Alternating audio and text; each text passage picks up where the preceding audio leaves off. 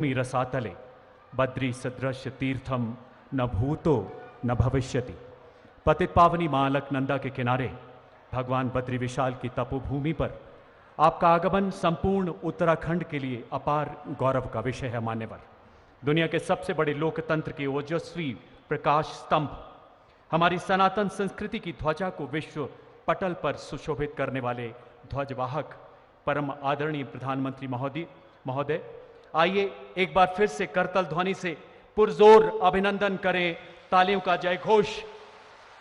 देवी और सज्जनों, हिमालय की श्रृंखलाओं के उस पार तक जाना चाहिए। पहरेदार हिमालय के हम, पहरेदार हिमालय के हम झोंके हैं तूफान के, सुनकर गरज हमारी सीने फट जाते चट्टान के। 3400 करोड़ रुपए से भी अधिक की अभूतपूर्व विकास परियोजनाओं के शिलान्यास के ऐतिहासिक अवसर पर मंच पर उपस्थित उत्तराखंड के माननीय राज्यपाल lieutenant general Gurmeet Singh retired, माननीय मुख्यमंत्री श्री पुष्कर सिंह धामी जी, माननीय मंत्री श्री धन सिंह रावत, सांसद श्री तीरथ सिंह रावत जी एवं प्रदेश अध्यक्ष श्री महेंद्र भट्ट जी का भी हम हार्दिक अभिनंदन करते हैं। माननीय मुख्यमंत्री जी से निवेदन कि वो माननीय प्रधानमंत्री महोदय को बद्री विशाल का प्रसाद भेंट कर उनका अभिनंदन करें। श्री बद्री धाम का दिव्य प्रसाद, जिसमें इसी पुनीत धरा पर अंकुरित तुलसी की माला भी सुशोभित है। तुलसी का पौधा हमारी सांस्कृतिक धरोहर, जो अपने आयुर्वेदिक गुणों के कारण आज पूरी दुनिया को निरोगी बना रहा है। धन्यवाद श्रीमान। श्री धन सिंह रावत, माननीय कैबिनेट मंत्री से मेरा अनुरोध कि वो माननीय प्रधानमंत्री महोदय को अंग वस्त्र भेंट कर उनका अभिनंदन करें। माननीय श्री धन सिंह रावत जी, माना गांव के कर्मनिष्ठ गांव वासियों द्वारा हाथ से तैयार किया गया अंग वस्त्र, जो प्रतीक है उनकी हथकरघा कार्यकुशलता का, अपने प्रधानमंत्री के प्रति असीम श्रद्धा एवं आधार का, स्नेह का।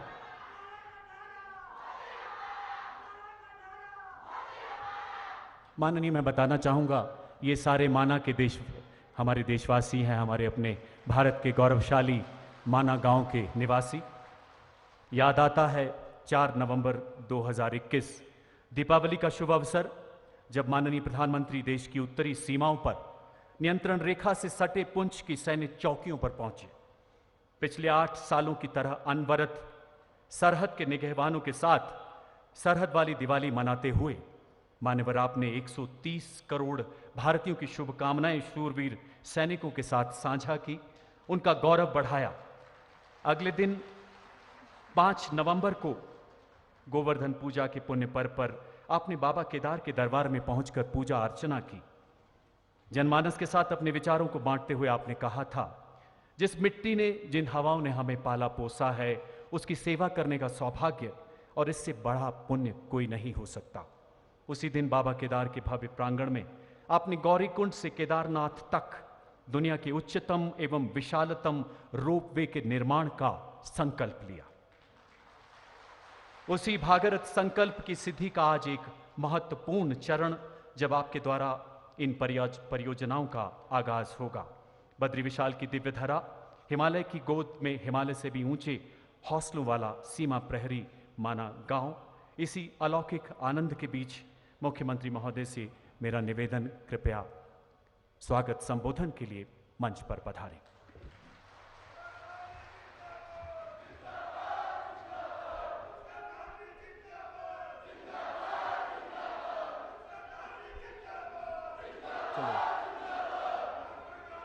भारत माता की, भारत माता की जय। श्री बद्री विशाल, जय श्री बद्री विशाल, जय बाबा केदार। हृदय है निर्मल गंगा सा, मुख पर रवि सा तेज है। आपकी उपस्थिति ने बनाया आज का दिन विशेष है। जन जन में उत्साह उमंग है, देवभूमि में आज पर्व है। हे महामुनि, हे विकास पुरुष, माँ भारती, आप पर गर्व है। मंच पर उपस्थित विराजमान हमारे पथ प्रदर्शक, हमारे अभिभावक, विश्व के सर्वाधिक लोकप्रिय नेता, हमारे देश के यशस्वी प्रधानमंत्री आदरणीय नरेंद्र मोदी जी, उत्तराखंड के राज्यपाल लेफ्टिनेंट जनरल सेवानिवृत्त श्री गुरमीत सिंह जी, उत्तराखंड सरकार के पूर्व मुख्यमंत्री और गढ़वाल लोकसभा क्षेत्र के लोकप्रिय सांसद आदरणीय तीरथ सिंह रावत जी, भारतीय जनता पार्टी के प्रदेश अध्यक्ष आदरणीय श्री महेंद्र भट्ट जी, कैबिनेट में मेरे सहयोगी आदरणीय डॉक्टर धन सिंह रावत जी, एवं यहाँ पर पधारे हमारे सभी जनप्रतिनिधिगण, कैबिनेट मंत्री श्री सौरभ बहुगुणा जी, सारे विधायकगण, हमारे दूर दूर से आए हुए इस सीमांत क्षेत्र माड़ा गांव के और माड़ा गांव के आसपास, जिसको कि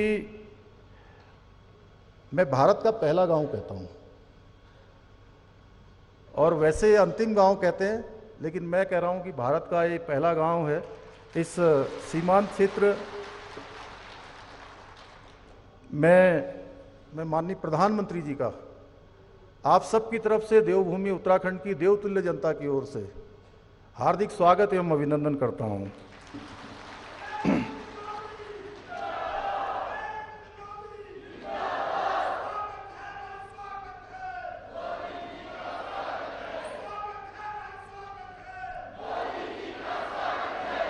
हमारे शास्त्रों में वर्णित है कि चंदनम शीतलम लोके चंदनम दपि चंद्रमा चंद्र चंदन यो मध्य शीतला साधु संगति, अर्थात संसार में चंदन को सबसे अधिक शीतल माना गया है, लेकिन चंद्रमा चंदन से भी अधिक शीतल होता है, और किसी साधु अथवा महापुरुष की संगति चंद्र और चंदन दोनों की तुलना में अधिक शीतलता प्रदान करने वाली होती है।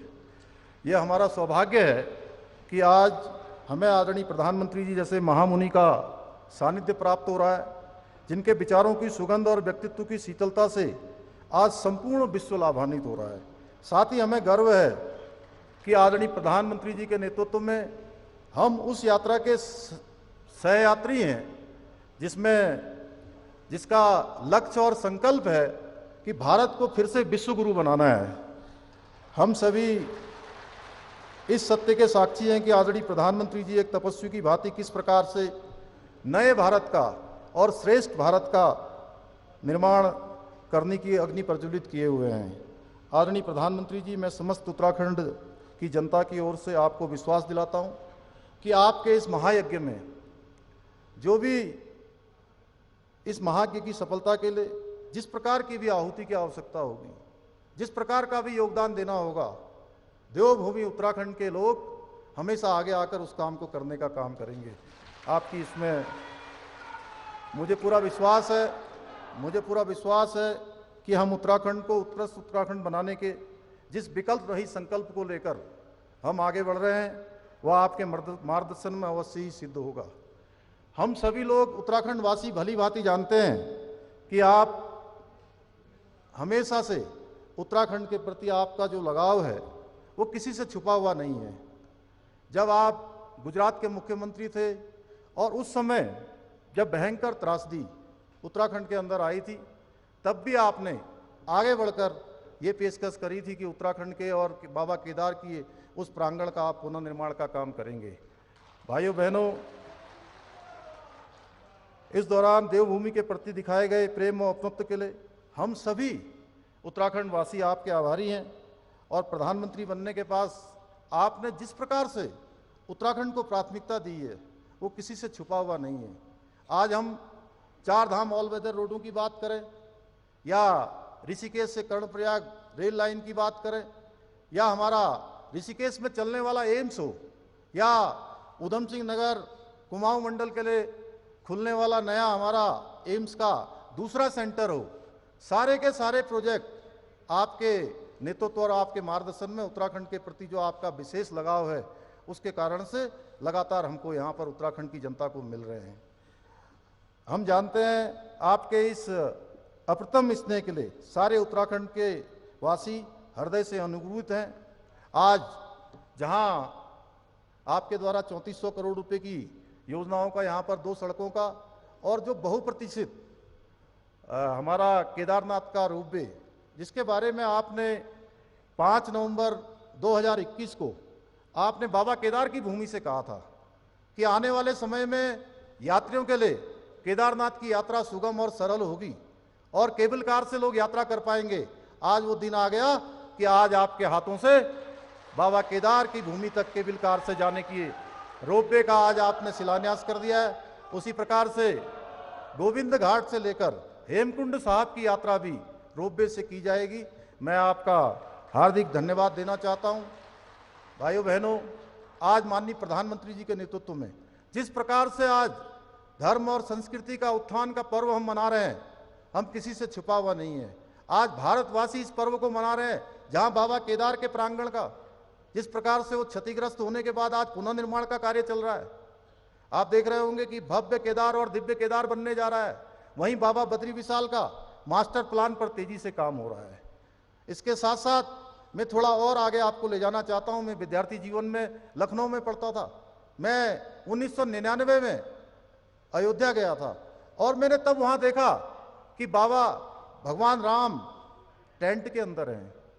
और वहां से जब आया तो मन में एक अजीब सा, मैं कहूं तो उदासी आई कि हम कहते थे राम लला हम आएंगे, मंदिर वहीं बनाएंगे, और लंबा समय, लंबा कालखंड बीत गया, मंदिर नहीं बन पाया। आज अगर भगवान राम के उस प्रांगण में भी भव्य और दिव्य राम का मंदिर बन रहा है, वो जन्मभूमि का स्थान अगर जो है एक विस्तार ले रहा है, एक आकार ले रहा है और दुनिया का बड़ा धार्मिक स्थल बन रहा है, तो आपके नेतृत्व में ही ये संभव हुआ है। इसी प्रकार से मैं काशी गया था 2002 में। तब देखा था मैंने, इतना सकरा सा रास्ता होता था उसके मंदिर के अंदर जाने के लिए, और कोई शिव भक्त अगर बाबा को गंगा जी का जल लेकर अर्पित करना चाहता था तो उसको जाने के लिए रास्ता नहीं मिलता था। भाइयों बहनों, अभी मैं काशी गया था पिछले वर्ष दिसंबर में, तब हमने देखा कि अब लाखों लाखों लोगों के लिए, और कोई भी शिव भक्त गंगा का जल लेकर भगवान विश्वनाथ जी को चढ़ा सकता है, भगवान जो है भोलेनाथ जी को अर्पित कर सकता है। आप सब लोगों ने देखा कि अभी कुछ दिनों पहले ही आपके द्वारा महाकाल लोक जो पूरे भारतवासियों को समर्पित किया गया, उसका भी एक अलौकिक जो है वहां पर निर्माण कार्य पूरा हो चुका है। इस प्रकार से आज धर्म, संस्कृति और हमारे धार्मिक स्थल आपके नेतृत्व में लगातार उनका एक उत्थान का पर्व चल रहा है। भाइयों बहनों, बड़ी मुझे ये कहते हुए बहुत खुशी हो रही है कि आपने 5 नवंबर 2021 को बाबा केदार की भूमि से कहा था कि आने वाला दशक उत्तराखंड का दशक होगा, 21वीं सदी का तीसरा दशक उत्तराखंड का दशक होगा, और उसकी शुरुआत हो गई। वो कैसी शिव की वाणी थी कि आपके मुंह से निकली, और इस बार की जो हमारी यात्रा हुई है, अभी तक हम 45 लाख यात्री, श्रद्धालु, पर्यटक अभी तक यात्रा कर चुके हैं जो रजिस्टर्ड रूप से आए हैं। इसके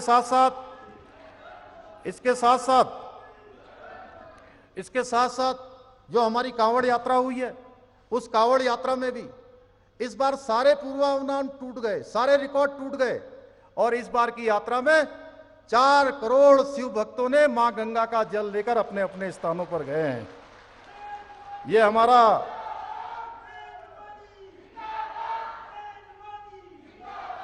आपके नेतृत्व में स्वर्णिम कालखंड भारत की सांस्कृतिक आध्यात्मिक चेतना के पुनरुत्थान का कालखंड है।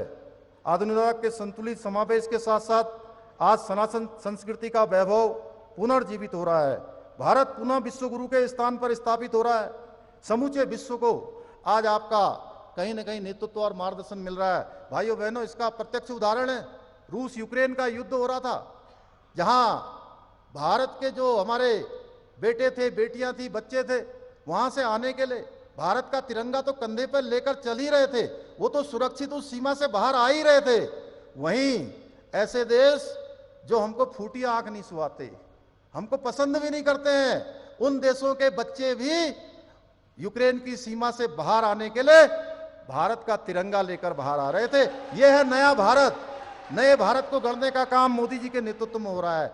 हम एक श्रेष्ठ भारत, आपने जो एक भारत श्रेष्ठ भारत की कल्पना की है, आज पूरे विश्व के अंदर भारत का मान सम्मान और स्वाभिमान बढ़ाने का काम आपके नेतृत्व में हो रहा है। आज जहां विश्व के समक्ष जो भी समस्याएं हैं उनके समाधान के लिए सभी विश्व शक्तियां भारत की ओर देख रही हैं, भारत की नीतियों का अनुसरण कर रही हैं। पहले चूंकि ये मलारी गांव और उत्तराखंड हमारा सैनिक बाहुल्य प्रदेश है, सैनिक बाहुल्य प्रदेश के अंदर हम जानते हैं हमारे परिवारों में, हमारे सेना के लोगों में किस प्रकार का उनके घर में वातावरण होता है। पहले के समय में जो सीमा पर काम करने वाले हमारे सैनिक होते थे, अगर कोई गोली उनको लगती थी या कोई गोली दूसरी तरफ से आती थी तो भाइयों बहनों, गोली का जवाब देने के लिए उनको कई दिनों तक पूछना पड़ता था और ऊपर तक बात जाती थी और जवाब नहीं आता था। लेकिन आपके प्रधानमंत्री बनने के बाद अब किसी को कोई पूछना नहीं पड़ता है, अब गोली का जवाब गोली से दिया जाता है। ये नया भारत है। आदरणीय प्रधानमंत्री जी की दूरदर्शी नीतियों का परिणाम है कि कोरोना की गंभीर मार के बावजूद भी आज भारतीय अर्थव्यवस्था न केवल मजबूत बनी हुई है बल्कि कई विकसित देशों से भी हम बेहतर प्रदर्शन कर रहे हैं।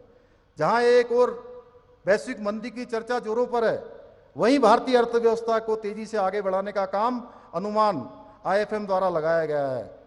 आईएमएफ का यह भी अनुमान है कि भारत 5 ट्रिलियन नहीं बल्कि 10 ट्रिलियन डॉलर की इकोनॉमी बनाने में सक्षम है। यह बात हमारी शक्ति और सामर्थ्य को प्रदर्शित करती है। आदरणीय प्रधानमंत्री जी की दूरदर्शिता आर्थिक मोर्चे पर ही नहीं, सामरिक मोर्चे पर भी बेहद स्पष्ट है। आज किसी दुश्मन की हिम्मत नहीं है कि वो भारत की तरफ आंख उठाकर देख ले। आज हमारी सेना का मनोबल है, हमारे सैनिकों का जिस स्तर का जोश है, उसका एक बड़ा कारण आपके द्वारा दिया जाने वाला प्रोत्साहन है। आपकी, चाहे आप मुख्यमंत्री हो या प्रधानमंत्री के रूप में, आपकी होली हो, आपकी दिवाली हो, आपका कोई भी त्यौहार हो, हमेशा आप सीमांत से सीमांत सैनिकों के बीच में जाकर मनाते हैं, उनके मनोबल को बढ़ाने का काम करते हैं। जहां एक और सेना आधुनिक हथियारों से संपन्न हो रही है, सैनिकों को बेहतर सुविधाएं मिल रही हैं, वहीं दूसरी ओर रक्षा क्षेत्र में भी धीरे धीरे भारत अब केवल आयातक की भूमिका में नहीं बल्कि आने वाले सालों में निर्यातक की भूमिका में जाने वाला है। गांधीनगर में आयोजित डिफेंस एक्सपो में प्रमाणित करता है कि इस क्षेत्र में भारत का भविष्य कितना उज्जवल है। आपके द्वारा किए जा रहे सेना के इस सशक्तिकरण से हमारा उत्तराखंड सर्वाधिक लाभान्वित हुआ है। आज सेना में अपनी सेवा दे रहा देवभूमि का प्रत्येक जवान इस बात से निश्चिंत है कि उसका परिवार का ख्याल रखने के लिए देश व प्रदेश में आपके नेतृत्व में, आपके मार्गदर्शन में डबल इंजन की राष्ट्रवादी सरकारें काम कर रही है। आदरणीय प्रधानमंत्री जी का जो कथन है 21वीं सदी का तीसरा दशक उत्तराखंड का दशक होगा, हमें एक नई ऊर्जा और नया उत्साह हमारे अंदर भरता है। आपका यह विश्वास हर उत्तराखंड वासी का सम्मान है। एक तरफ जहां आज हमें ये गर्व की अनुभूति कराता है, वहीं दूसरी तरफ हमें अपने कर्तव्यों का भी बोध कराता है।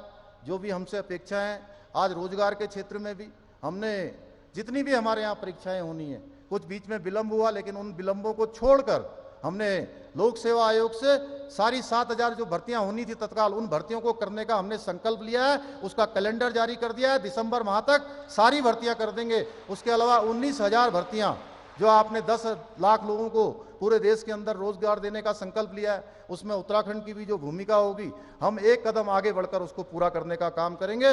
19,000 भर्तियों को भी जल्दी ही निकालेंगे और अगले 1 वर्ष के अंदर इन सभी रिक्त पदों पर हम भर्ती की प्रक्रिया पूरी कर देंगे। आदरणीय प्रधानमंत्री जी के विजन के अनुरूप हम राज्य के विकास और कल्याण के लिए पूरी निष्ठा के साथ कार्य करने के लिए संकल्पबद्ध हैं। हमने राज्य को 2025 तक हर क्षेत्र में, जब हमारे राज्य का स्थापना का 25 साल पूरा होगा, हम रजत जयंती वर्ष मना रहे होंगे, उस समय विकल्प रहित संकल्प को लेकर हर क्षेत्र में हम हिंदुस्तान के श्रेष्ठ राज्यों में शामिल हों, ये संकल्प लेकर हम आगे बढ़ रहे हैं। मुझे पूरा विश्वास है इस लक्ष्य की प्राप्ति के लिए हम पूर्व की भांति भविष्य में भी आपका जहां मार्गदर्शन और आपका सहयोग पूरी तरह से प्राप्त होता रहा है, वो हमें मिलता रहेगा। एक बार मैं फिर पूरे उत्तराखंड देवभूमि की ओर से समस्त देवतुल्य जनता की तरफ से आपका बहुत ही अभिनंदन करते हुए, हृदय से आभार व्यक्त करते हुए, माननीय प्रधानमंत्री जी की कुछ पंक्तियों को कहने के बाद अपनी वाणी को विराम दूंगा। कि आसमान में सिर उठाकर घने बादलों को चीरकर रोशनी का संकल्प लें। अभी तो सूरज उगा है, अभी तो सूरज उगा है। दृढ़ निश्चय के साथ चलकर हर मुश्किल को पार करके घोर अंधेरे को मिटाने अभी तो सूरज उगा है, अभी तो सूरज उगा है। बहुत बहुत धन्यवाद। जय हिंद, जय भारत, भारत माता की जय। धन्यवाद श्रीमान। वाकई में अभी तो सूरज उगा है। अमृतकाल में हर सुबह एक नया सूरज उगा रहा हमारा देश। देवभूमि की संकल्पना मानो आज साक्षात रूप में यहाँ अवतरित है। हमारा सौभाग्य कि हम इन ऐतिहासिक पलों के साक्षी हैं। माननीय प्रधानमंत्री महोदय से करबद्ध निवेदन, कृपया रिमोट का बटन दबाकर 4 नई परियोजनाओं का शिलान्यास करें। माननीय प्रधानमंत्री महोदय।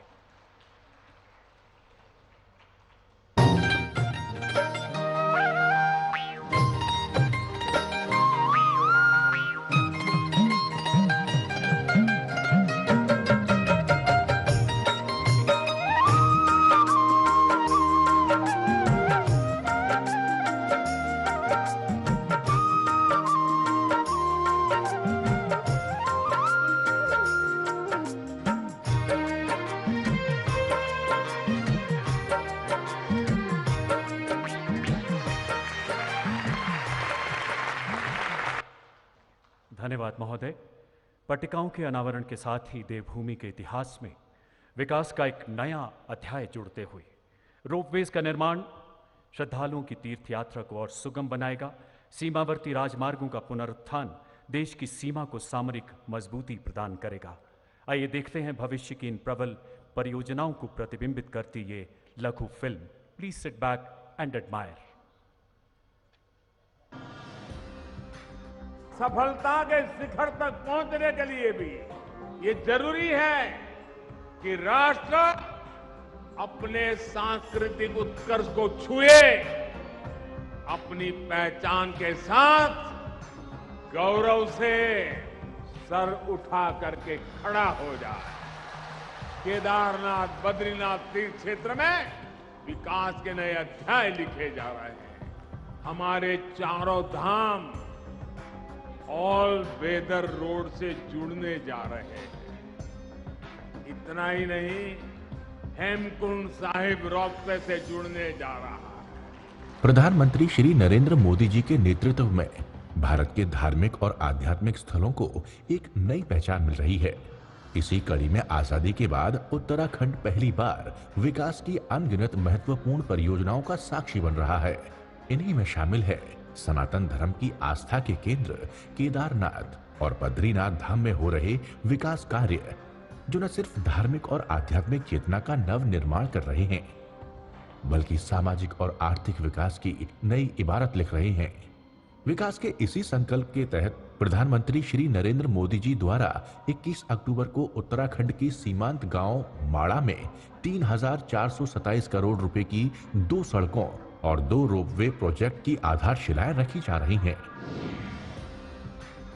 गौरीकुंड से केदारनाथ तक रोपवे प्रोजेक्ट 9.7 किलोमीटर लंबाई वाले इस रोपवे की लागत 1,267 करोड़ की होगी और इसके बन जाने से श्रद्धालुओं की 6 से 7 घंटे में पूरी होने वाली कठिन यात्रा अब सिर्फ आधे घंटे में पूरी हो सकेगी।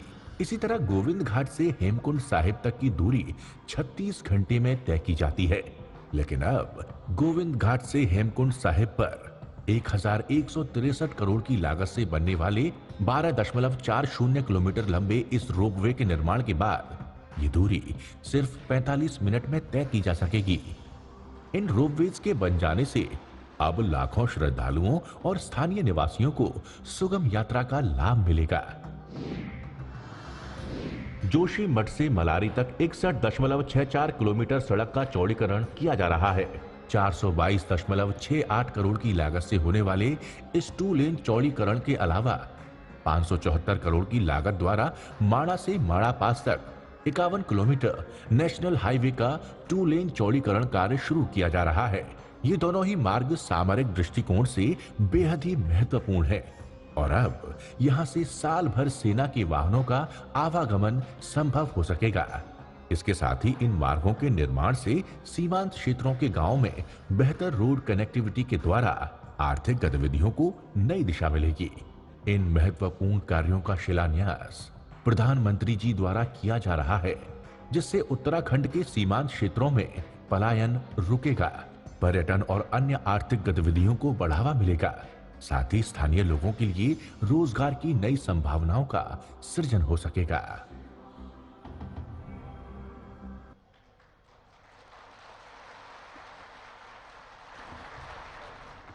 ये भागीरथ परियोजनाएं उत्तराखंड के विकास में निश्चित रूप से मील का पत्थर साबित होंगी। देवी और सज्जनों, वो चिर प्रतीक्षित पल जिसके लिए हम सभी उत्साहित हैं, आह्लादित हैं, साथ ही देश के कोने कोने से डिजिटल माध्यमों से जुड़े लाखों देशवासी माननीय प्रधानमंत्री जी की ओजस्वी वाणी सुनने के लिए प्रतीक्षारत हैं। आपसे करबद्ध आग्रह मान्यवर, कृपया अपने संबोधन से हमारा मार्गदर्शन करें, अपने आशीर्वचनों से हमें अनुग्रहित करें। माननीय प्रधानमंत्री महोदय।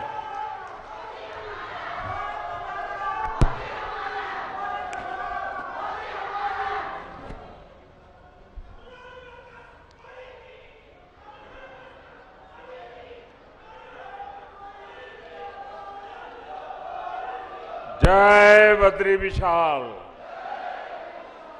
जय बद्री विशाल, जय बद्री विशाल, जय बाबा केदार, जय बाबा केदार, जय बाबा केदार। उत्तराखंड के गवर्नर गुरमीत सिंह जी, यहां के लोकप्रिय मृदुभाषी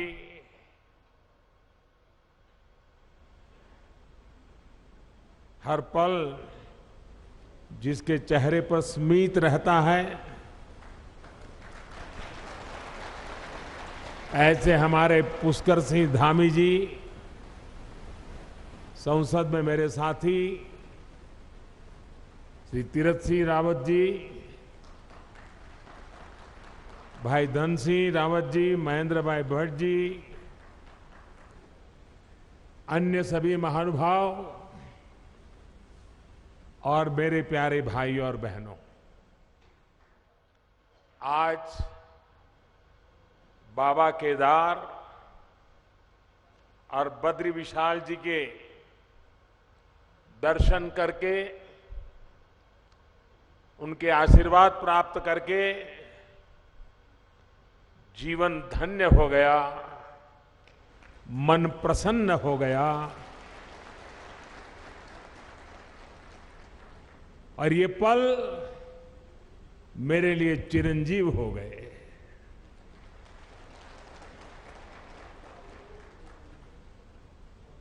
बाबा के सानिध्य में, बाबा के आदेश से, बाबा की कृपा से पिछली बार जब आया था तो कुछ शब्द मेरे मुंह से निकले थे। वो शब्द मेरे नहीं थे। कैसे आए, क्यों आए, किसने दिए, पता नहीं है, लेकिन यूं ही मुंह से निकल गया था कि ये दशक उत्तराखंड का दशक होगा।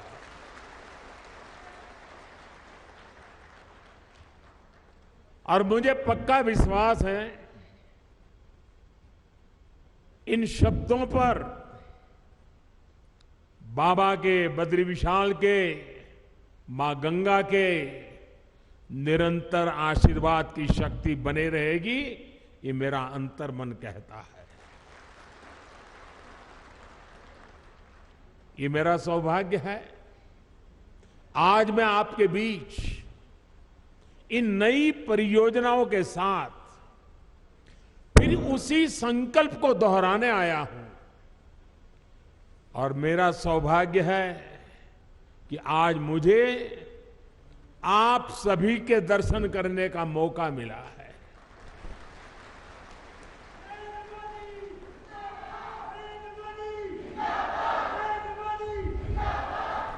माणा गांव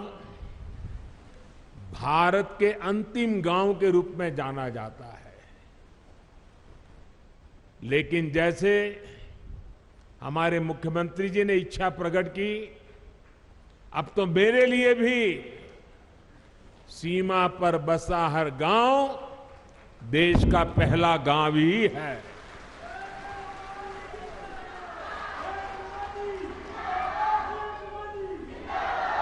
सीमा पर बसे आप जैसे सभी मेरे साथी देश के सशक्त प्रहरी है। और मैं आज माणा गांव को पुरानी यादें ताजा करना चाहता हूं। शायद कुछ पुराने लोग हो, उनको याद हो। मैं कोई मुख्यमंत्री बन गया, प्रधानमंत्री बन गया, इसलिए सीमा के इस पहले प्रहरी गांव को याद कर रहा हूं, ऐसा नहीं है। आज से 25 साल पहले जब मैं उत्तराखंड में भारतीय जनता पार्टी के एक कार्यकर्ता के रूप में काम करता था, न कोई मुझे ज्यादा जानता था, न मेरा उस प्रकार का कोई पब्लिक लाइफ था। मैं संगठन के लोगों के बीच में ही अपना जीवन गुजारता था, काम करता था। और उस समय माणा में मैंने उत्तराखंड भाजपा की कार्य समिति की मीटिंग बुलाई थी।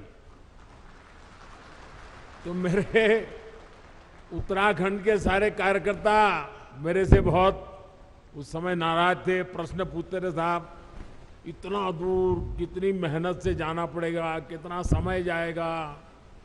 मैंने कहा, भाई जिस दिन उत्तराखंड बीजेपी के दिल में माणा का महत्व पक्का हो जाएगा ना, उत्तराखंड की जनता के दिल में भाजपा के लिए महत्व बन जाएगा। और उसी का परिणाम है माणा गांव की मिट्टी की ताकत है। ये माणा गांव के मेरे भाइयों बहनों का आदेश है, आशीर्वाद है कि आज लगातार आपके आशीर्वाद बने रहते हैं। और मैं तो उत्तराखंड में नई सरकार बनने के बाद सार्वजनिक कार्यक्रम में पहली बार बोल रहा हूं। तो मैं आज जब यहां आया हूं और माणा की धरती से मैं पूरे उत्तराखंड के भाई बहनों को, हम सबको दोबारा सेवा करने का मौका दिया है, इसलिए हृदय से आभार व्यक्त करता हूं। साथियों, 21वीं सदी के विकसित भारत के निर्माण के दो प्रमुख स्तंभ है। पहला, अपनी विरासत पर गर्व, और दूसरा, विकास के लिए हर संभव प्रयास। आज उत्तराखंड इन दोनों ही स्तंभों को मजबूत कर रहा है। आज सुबह मैंने बाबा केदार की और बाद में बद्रीनाथ विशाल के चरणों में जाके प्रार्थना की, और साथ साथ, क्योंकि परमात्मा ने मुझे जो काम दिया है वो भी मुझे करना होता है, और मेरे लिए तो देश के 130 करोड़ की जनता वो भी परमात्मा का रूप है। और इसलिए मैंने विकास कार्यों की भी समीक्षा की। और अब आपके बीच आकर मुझे 2 रोपवे प्रोजेक्ट के शिलान्यास का सौभाग्य मिला है। इससे केदारनाथ जी और गुरुद्वारा हेमकुंड साहब के दर्शन करना और आसान हो जाएगा। गुरु ग्रंथ साहब की हम पर कृपा बनी रहे, सभी पूज्य गुरुओं पे हम पर कृपा बनी रहे कि ऐसा पवित्र कार्य करने का गुरुओं के आशीर्वाद से हमें अवसर मिला है। बाबा केदार के आशीर्वाद बने रहे। और आप कल्पना कर सकते हैं, ये रोपवे ने खंभे, तार, अंदर बैठने के लिए कार, इतना मात्र नहीं है। ये रोपवे तेज गति से आपको बाबा के पास ले जाएगा इतना नहीं है। इसके होने से, इस पे काम करने वाले लोगों से आप कल्पना नहीं कर सकते हैं मेरे देश के 130 करोड़ देशवासियों के आशीर्वाद उन पर बरसने वाले हैं। हेमकुंड साहब पे दुनिया भर में गुरु ग्रंथ साहब की पवित्र पूजा करने वाले जितने भी मेरे भाई बहन हैं, आज हमें आशीर्वाद बरसाते होंगे कि आज हेमकुंड साहब तक का ये रोपवे बन रहा है। आप कल्पना नहीं कर सकते इसकी ताकत क्या है। आप देखना, आज यूके हो, जर्मनी हो, कनाडा हो, वहां पर उत्सव मनाया जाएगा, क्योंकि अब हेमकुंड साहब तक जाने का रोपवे बन जाएगा। और समय तो बचेगा, भक्ति में मन और ज्यादा लगेगा। विकास के इन सभी प्रोजेक्ट्स के लिए उत्तराखंड को और देश विदेश के हर आस्थावान श्रद्धालु को मैं आज बहुत बहुत बधाई देता हूं। और गुरुओं की कृपा बनी रहे, बाबा केदार की कृपा बनी रहे, बद्री विशाल की कृपा बनी रहे, यही, और हमारे सभी श्रमिक साथियों को भी शक्ति मिले ताकि वे भी पूरी ताकत से समय सीमा में इस काम को पूरा करें। और हम प्रार्थना करें, हर बार प्रार्थना करें, क्योंकि ये बहुत कठिन इलाका है, यहां काम करना कठिन होता है, हवाएं तेज चलती है और इतनी ऊंचाई पे जाके काम करना होता है। परमात्मा से प्रार्थना करें कि इस पूरे काम के दरमियान कोई एक्सीडेंट न हो जाए, किसी हमारे साथी का नुकसान न हो जाए, ये हम प्रार्थना करते रहे। और जिस भी गांव के पास वो काम करते हैं, वो भगवान का काम कर रहे हैं, आप उनको संभालना, उनको मजदूर मत समझना, उनको मजदूर मत समझना, ये मत समझना कि उनको पैसे मिल रहे हैं, काम कर रहे हैं। जी नहीं, वो परमात्मा की सेवा कर रहे हैं, वो आपके गांव के मेहमान हैं, कठिन काम करने वाले हैं। उनको जितना संभालोगे काम उतना तेजी से होगा। करोगे ना? इनको संभालोगे ना? अपने संतानों की तरह संभालोगे, अपने भाई बहन की तरह संभालोगे। साथियों, आज मैं बाबा केदार के धाम में गया था, तो वहां जो श्रमिक भाई बहन काम करते थे, उनसे भी मुझे बातचीत करने का मौका मिला। जो इंजीनियर लोग हैं, उनके भी साथ बात करने का मौका मिला। मुझे इतना अच्छा लगा। और वो कह रहे थे कि हम कोई रोड का या इमारत का काम नहीं कर रहे हैं, हम तो बाबा के पूजा कर रहे हैं, बाबा की पूजा कर रहे हैं, और ये हमारा पूजा करने का तरीका है। साथियों, देश की आजादी के 75 साल पूरे होने पर मैंने लाल किले से एक आह्वान किया है। ये आह्वान है गुलामी की मानसिकता से पूरी तरह मुक्ति का। आजादी के इतने वर्षों के बाद आखिरकार मुझे ये क्यों कहना पड़ा? क्या जरूरत पड़ी ये कहने की? ऐसा इसलिए क्योंकि हमारे देश को गुलामी की मानसिकता ने ऐसा जकड़ा हुआ है कि प्रगति का हर कार्य कुछ लोगों को अपराध की तरह लगता है। या तो गुलामी के तराजू से प्रगति के काम को तोला जाता है। इसलिए लंबे समय तक हमारे यहां अपने आस्था स्थलों के विकास को लेकर एक नफरत का भाव रहा। विदेशों में वहां की संस्कृति से जुड़े स्थानों की ये लोग तारीफ करते करते नहीं थकते, लेकिन भारत में इस प्रकार के काम को हेय दृष्टि से देखा जाता था। इसकी वजह एक ही थी, अपनी संस्कृति को लेकर हीन भावना, अपने आस्था स्थलों पर अविश्वास, अपनी विरासत से विद्वेष। और ये हमारे समाज में आज बड़ा हो ऐसा नहीं है। आजादी के बाद सोमनाथ मंदिर के निर्माण के समय क्या हुआ था वो हम सब जानते हैं। इसके बाद राम मंदिर के निर्माण के समय इतिहास से भी हम भली भांति परिचित हैं।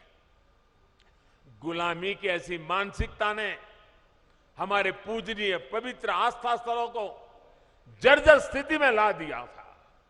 सैकड़ों वर्षों से मौसम की मार सहते आ रहे पत्थर, मंदिर स्थल, पूजा स्थल के जाने के मार्ग, वहां पर पानी की व्यवस्था, तो उसकी तबाही, सब कुछ तबाह होकर के रख दिया गया था।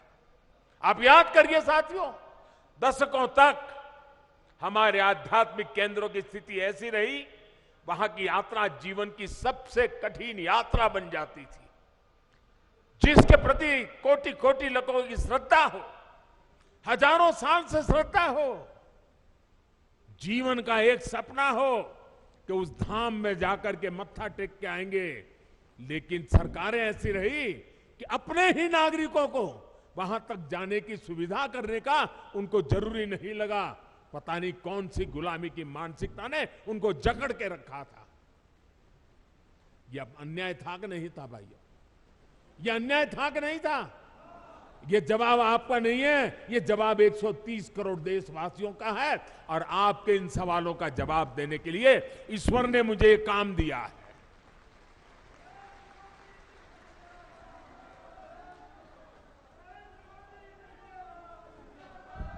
भाइयों बहनों, इस उपेक्षा में लाखों करोड़ों जन भावनाओं के अपमान का भाव छिपा था। इसके पीछे पिछली सरकारों का निहित स्वार्थ था। लेकिन भाइयों और बहनों, ये लोग हजारों वर्ष पुरानी हमारी संस्कृति की शक्ति को समझ नहीं पाए। वो ये भूल गए कि आस्था के केंद्र सिर्फ एक ढांचा नहीं, बल्कि हमारे लिए ये प्राण शक्ति है, प्राण वायु की तरह है। वो हमारे लिए ऐसे शक्ति पुंज है जो कठिन से कठिन परिस्थितियों में भी हमें जीवंत बनाए रखते हैं। उनकी गौर उपेक्षा के बावजूद ना तो हमारे आध्यात्मिक केंद्रों का महत्व कम हुआ, ना ही उन्हें लेकर हमारे समर्पण भाव में कोई कमी आई। और आज देखिए, काशी, उज्जैन, अयोध्या, अनगिनत ऐसे श्रद्धा के केंद्र अपने गौरव को पुनः प्राप्त कर रहे हैं। केदारनाथ, बद्रीनाथ, हेमकुंड साहब, वे भी श्रद्धा को संभालते हुए आधुनिकता से उसकी सुविधाओं से जोड़ा जा रहा है। अयोध्या में इतना भव्य राम मंदिर बन रहा है। गुजरात के पावागढ़ में मां कालिका के मंदिर से लेकर देवी विंध्याचल के कॉरिडोर तक भारत अपने सांस्कृतिक उत्थान का आह्वान कर रहा है। आस्था के इन केंद्रों तक पहुंचना अब हर श्रद्धालु के लिए सुगम और सरल हो रहा है। और जो व्यवस्थाएं विकसित हो रही है, वो हमारे बड़े बुजुर्गों के लिए तो सुविधा है, लेकिन मुझे विश्वास है मेरे देश की नई पीढ़ी 12, 15, 18, 20, 22 साल के नौजवान बेटे बेटियां, उनके लिए भी ये श्रद्धा का आकर्षण का केंद्र बनेंगे। वो हमारी नीति होनी चाहिए। अब हमारे दिव्यांग साथी भी इन स्थानों पर जाकर दर्शन कर रहे हैं। मुझे याद है, मैंने जब गिरनार में रोपवे बनाया, 80-80 साल के माता पिता ऐसे बुजुर्ग लोग वहां आने के बाद मुझे चिट्ठी लिखते थे कि कभी सोचा नहीं था कि गिरनार पर्वत पे जाकर के तीर्थ क्षेत्रों की हम पूजा दर्शन कर पाएंगे। आज वो इतने आशीर्वाद दे रहे। एक रोपवे बनाया। साथियों, इस ताकत को कई लोग पहचान ही नहीं पाते। आज पूरा देश अपने आध्यात्मिक केंद्रों को लेकर गर्व के भाव से भर गया है। उत्तराखंड की ये देवभूमि स्वयं इस परिवर्तन की साक्षी बन रही है। डबल इंजन की सरकार बनने से पहले केदारनाथ में एक सीजन में ज्यादा से ज्यादा 5 लाख श्रद्धालु आया करते थे। अब इस सीजन में ये संख्या मुझे बता रहे हैं 45 लाख। अब देखिए साथियों, आस्था और आध्यात्म के स्थलों के इस पुनर्निर्माण का एक और पक्ष है जिसकी उतनी चर्चा नहीं हो पाती है। ये पक्ष है पहाड़ के लोगों की ईज ऑफ लिविंग का, पहाड़ के युवाओं को रोजगार का। जब पहाड़ पर रेल, रोड और रोप पे पहुंचते हैं तो अपने साथ रोजगार लेकर के आते हैं। जब पहाड़ पर रेल और रोड और रोप पे पहुंचते हैं तो ये पहाड़ का जीवन भी जानदार, शानदार और अधिक आसान बना देते हैं। ये सुविधाएं पहाड़ पर टूरिज्म भी बढ़ाती हैं, ट्रांसपोर्टेशन भी आसान करती है।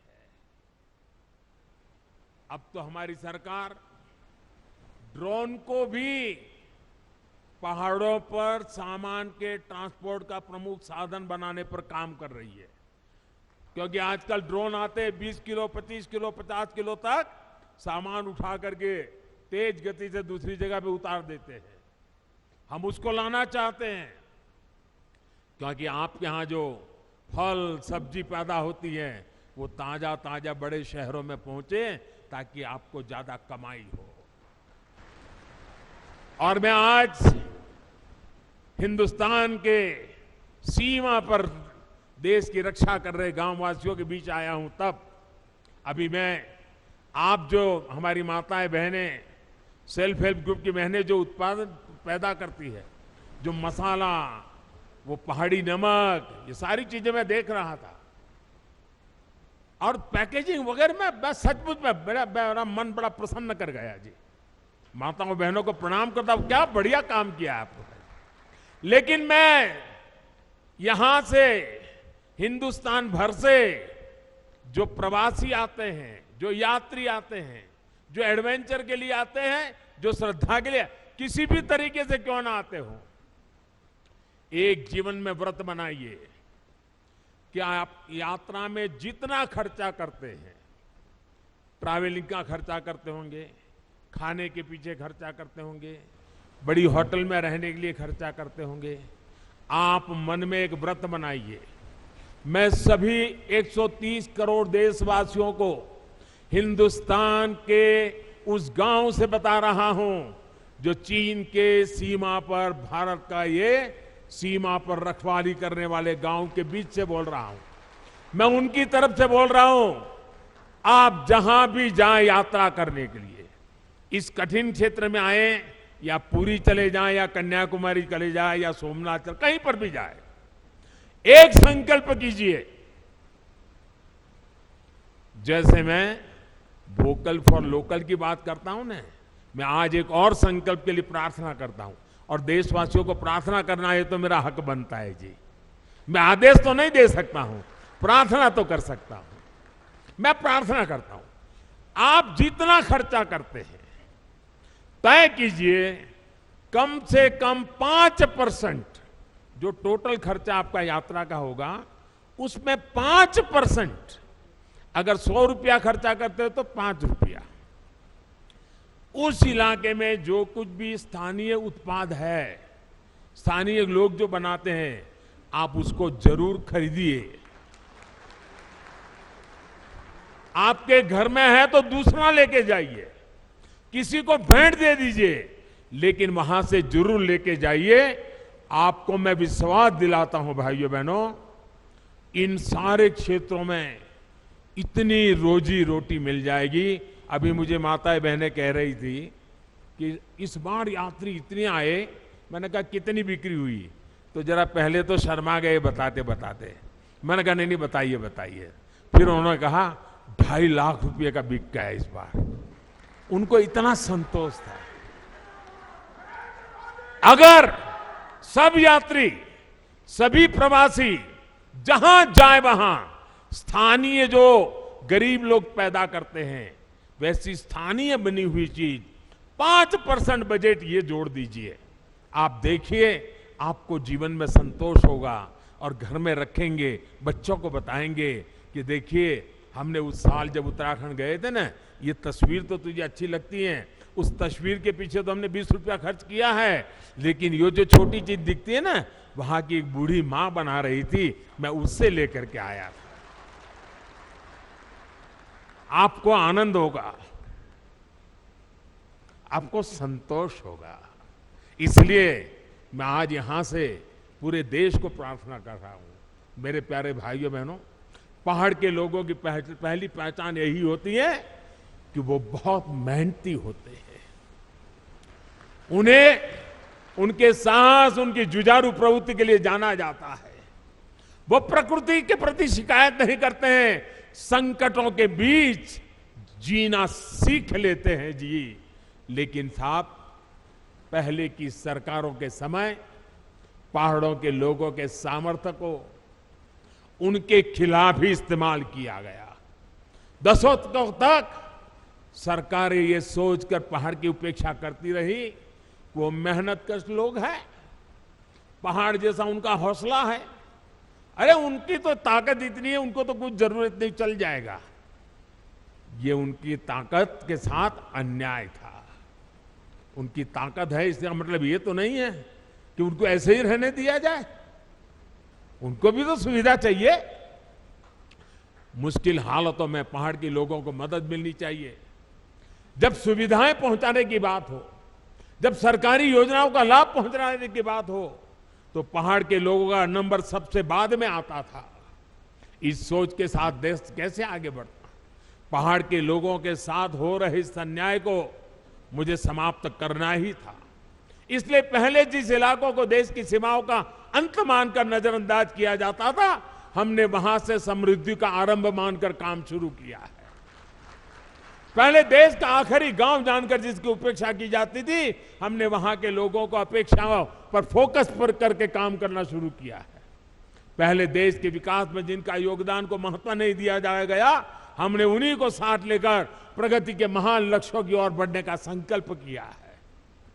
हमने पहाड़ की उन चुनौतियों का हल निकालने की कोशिश की है, जिससे जूझने में वहां के लोगों की बड़ी ऊर्जा व्यर्थ हो जाए, वो हमें मंजूर नहीं है।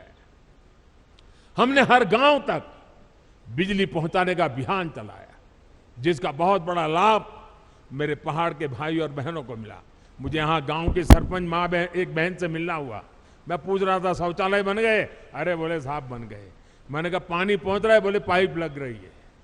इतनी चेहरे पर खुशी थी, अपने गांव में काम होने का आनंद था। उनके सरपंच महिला थी, बड़े गर्व से मुझे बता रही थी। हमने हर घर जल का अभियान चलाया, जिसकी वजह से आज उत्तराखंड के 65% से ज्यादा घरों में पाइप से पानी पहुंच चुका है।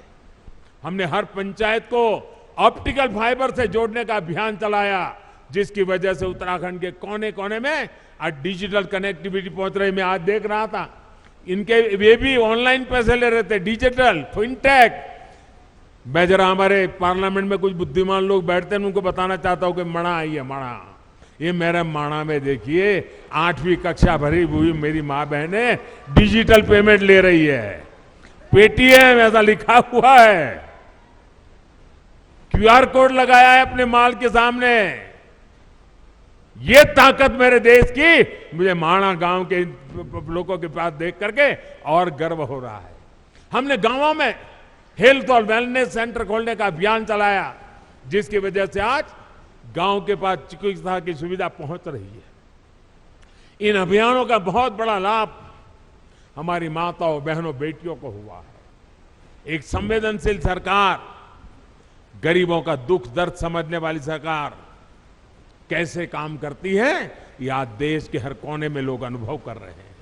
कोरोना के इस काल में जब वैक्सीन लगवाने की बारी आई, अगर पहले की सरकारें होती तो शायद अभी तक वैक्सीन यहां तक ना आता, लेकिन ये मोदी है।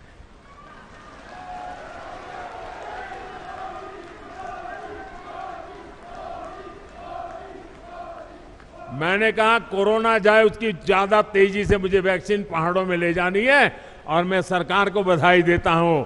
मेरे उत्तराखंड और मेरे हिमाचल 2 प्रदेशों ने सबसे पहले वैक्सीनेशन का काम पूरा कर दिया भाई।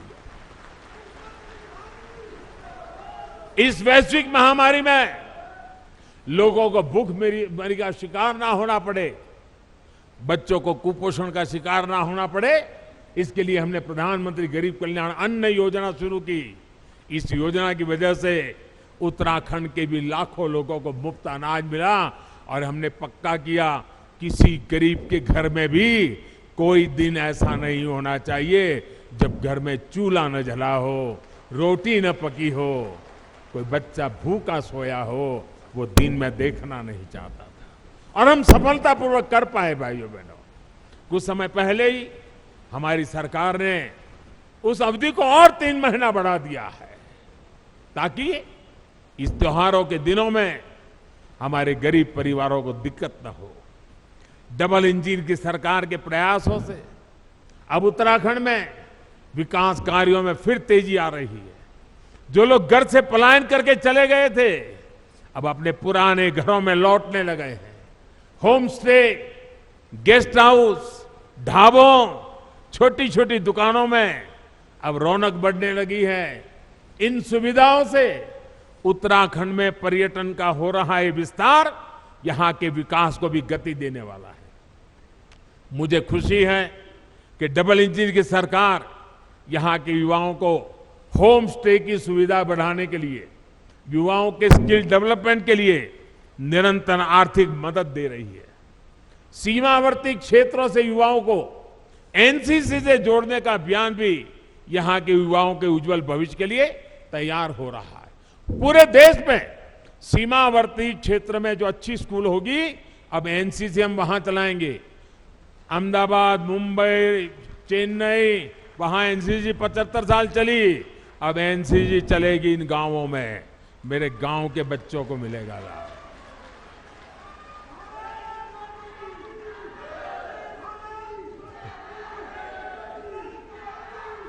साथियों, हमारे पहाड़ के लोगों की सबसे बड़ी चुनौती रहती है कनेक्टिविटी।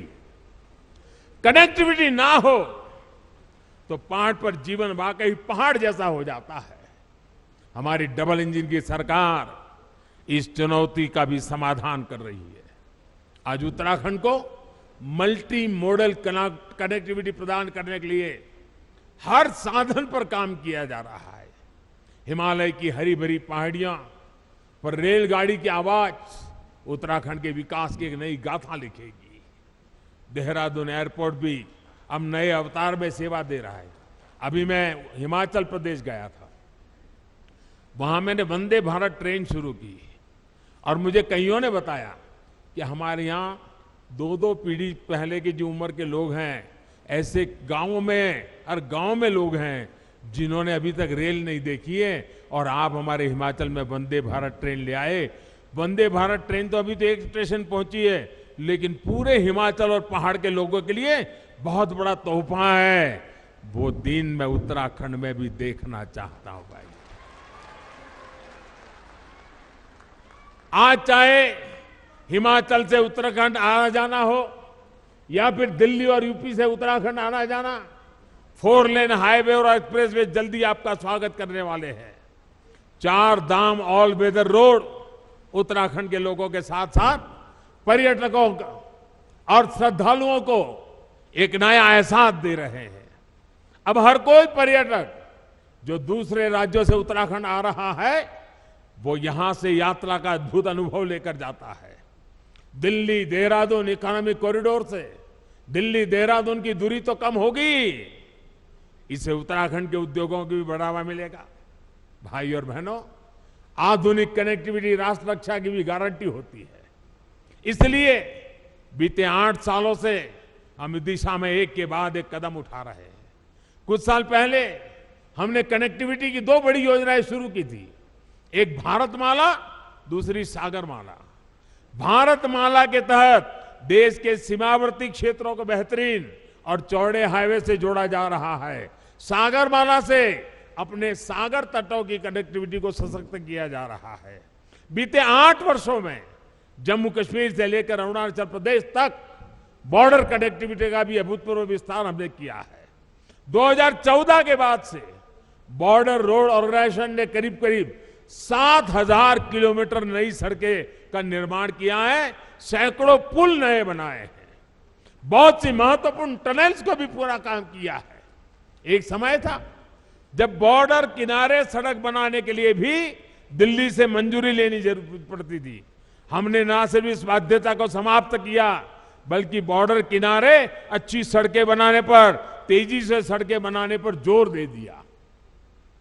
अब पहाड़ी राज्यों की कनेक्टिविटी को और बेहतर बनाने के लिए हमने विशेष तौर पर, जैसे सागरमाला है वैसे भारतमाला है, वैसे अब पर्वतमाला का काम आगे बढ़ने वाला है। इसके तहत उत्तराखंड और हिमाचल में रोपवे का एक बहुत बड़ा नेटवर्क बनना शुरू हो चुका है। हमारे यहां जब हम बॉर्डर की बात सुनते हैं तो यही मन में आता है कि वहां सिर्फ फौजी साथी होंगे, बाकी सब वीरान होगा। लेकिन इस धारणा को भी हमें बदलना है और धरातल भी इसको हमें बदल के रहना है। हमारे बॉर्डर के गांवों में चहल पहल बढ़नी चाहिए, वहां विकास जीवन का उत्सव बनना चाहिए। ये हम प्रयास कर रहे हैं। और हम तो कहते हैं जो कभी गांव छोड़ करके गए हैं उनको अपने गांव वापस लौटने का मन कर जाए, ऐसा मुझे जिंदा गांव खड़े करने हैं। और मैं कह रहा हूं ऐसा नहीं, मैं करके आया हूं। गुजरात के अंदर पाकिस्तान की सीमा पर आखिरी गांव है कच्छ के रेगिस्तान में धोरडो। आज धोरडो बहुत बड़ा टूरिस्ट सेंटर बना हुआ है, लाखों लोग हर साल आते हैं। वहां के लोगों के लिए करोड़ों रुपए का व्यापार होता है। आखिरी गांव को जिंदा कर दिया, उसके कारण पूरा इलाका जिंदा हो गया। अभी मैंने पाकिस्तान की सीमा पर गुजरात का एक दूसरा इलाका है रेगिस्तान में, नालाबेट एक तीर्थ स्थान था, नालाबेट की जगह पर एक मां का स्थान था, वहां बहुत बड़ा स्थान बना दिया। और अभी उत्तराखंड के अफसरों को मैंने भेजा था, जरा देख के आइए क्या माणा के आसपास हम ऐसा कुछ कर सकते हैं क्या। मैं सोच रहा हूं, मैं बॉर्डर के गांवों में कुछ न कुछ होना चाहिए दिमाग में खपाए बैठा हूं, और इसीलिए मैं आज आया हूं क्योंकि मैं उसको जरा और बड़ी बारीकी से समझना चाहता हूं। और यहां माणा से माणा पास तक जो सड़क बनेगी उससे मुझे पक्का विश्वास है टूरिस्टों को आने जाने के लिए एक बड़ा नया युग शुरू हो जाएगा। लोग अब बद्री विशाल से वापस नहीं जाएंगे जब तक माणा पास नहीं जाते, वापस नहीं जाएंगे। वो स्थिति मैं पैदा करके रखूंगा भाई। इसी प्रकार जोशीमठ से मलारी सड़क के चौड़ीकरण के सामान्य लोगों के साथ ही हमारे फौजियों के लिए भी बॉर्डर तक पहुंचना बहुत आसान होगा। भाई और बहनों, हमारे पहाड़ी राज्यों की चुनौतियां भी एक जैसी है। विकास की आकांक्षाएं भी बहुत प्रबल है। विशेष रूप से उत्तराखंड और हिमाचल तो भूगोल और परंपरा के हिसाब से भी एक दूसरे से कई मामलों में जुड़े हुए हैं। एक गढ़वाल है और उत्तरकाशी के देहरादून के उस तरफ आपके शिमला और सिरमौर आ गए। जौनसार और सिरमौर के गिरिपार में तो अंतर करना भी कोई बहुत मुश्किल होता है। मैं तो अभी हिमाचल के अनेक क्षेत्रों में जाकर आया हूं, वहां उत्तराखंड की बहुत चर्चा है।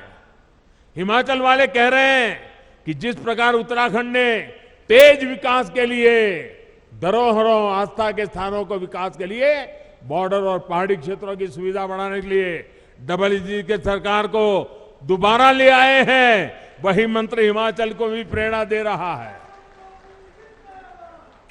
मैं उत्तराखंड को फिर विश्वास दिलाता हूं कि आपकी आशा व आकांक्षाओं को पूरा करने के लिए हमारी मेहनत कभी कम नहीं होगी। मैं बाबा केदार और बद्री विशाल से इस जन विश्वास पर खरा उतरने का आशीर्वाद मांगने भी यहां आया हूं। एक बार फिर विकास के लिए, विकास की परियोजनाओं के लिए मैं आप सबको बहुत बहुत बधाई देता हूं। और इतनी बड़ी तादाद में आप आशीर्वाद देने आए, माताएं बहनें आई। शायद आज घर में कोई नहीं होगा, छोटा सा माणा आज पूरा यहां माहौल बदल दिया है। मैं कितना भाग्यवान हूं जब ये माताएं बहनें मुझे आशीर्वाद दें।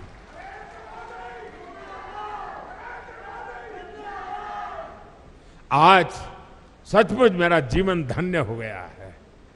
मैं दीपावली की आप सभी को अग्रिम शुभकामनाएं देता हूं और मैं आपके उत्तम स्वास्थ्य के लिए, आपके बच्चों के उत्तम प्रगति के लिए बद्री विशाल के चरणों में प्रार्थना करते हुए मेरी वाणी को विराम देता हूं।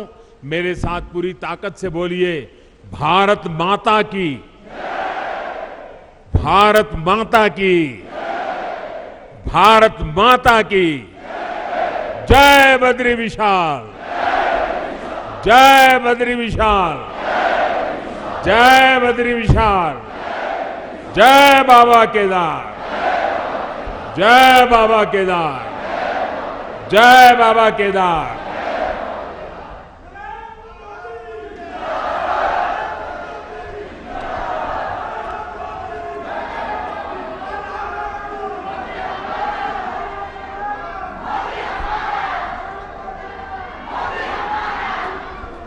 आपके ओजस्वी उद्बोधन के लिए बहुत बहुत आभार मान्यवर। आपके वचनों की प्रतिबद्धता में, आपकी वाणी की दिव्यता में, नेतृत्व की प्रबलता में विश्व पटल पर पुनः विश्व गुरु सा उभरता हिंदुस्तान नजर आता है।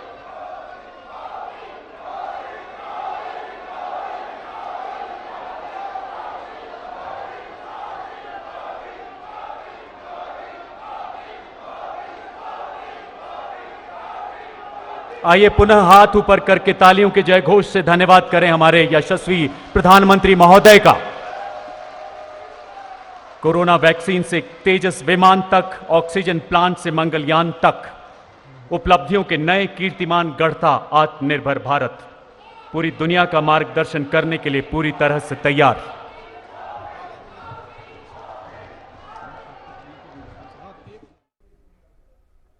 ये सीधा प्रसारण आप देख रहे थे बद्रीनाथ के पास स्थित सीमांत गांव माणा से, जहां पर प्रधानमंत्री नरेंद्र मोदी ने अपना संबोधन दिया है। क्योंकि प्रधानमंत्री केदारनाथ और बद्रीनाथ की यात्रा पर हैं, तो वहां पर उन्होंने सीमांत गांव माणा में अपना ये संबोधन दिया। और क्या कुछ खास बातें रहीं इस संबोधन की।